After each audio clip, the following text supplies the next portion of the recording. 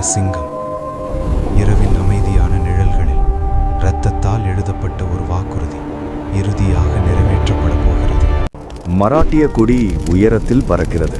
ஆனால் கொண்டானா கோட்டை கொடூரமான உதைபானின் கட்டுப்பாட்டில் ஒரு இருண்ட தழும்பாகவே உள்ளது. இந்த அஜேயமான கோட்டை சுதந்திரத்தை ஏளனம் செய்கிறது. சுதந்திர சுவராஜ்யம் என்ற பெரும் கனவின் மீது ஒரு கனமான நிழலாக நிற்கிறது.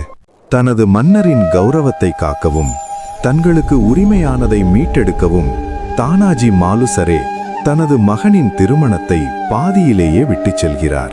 ஒரு சிறிய சறுக்கில் கூட உடனடி மரணத்தை விளைவிக்கும் கூர்மையான பாறைகளை கொண்ட டாங்கிஸ் பாஸ் வழியாக அவர் ஒரு தற்கொலைப்படை தாக்குதலை வழிநடத்துகிறார். இருண்ட இரவில் கயிறுகள் பறக்கின்றன. ஒரு உடும்பு பாறையை பற்றி கொள்ள அந்த ஆழமான இருண்ட பள்ளத்திலிருந்து துணிச்சலான வீரர்கள் மேலே இழுகிறார்கள். அமைதி உடைகிறது. வாள்கள் மோதுகின்றன.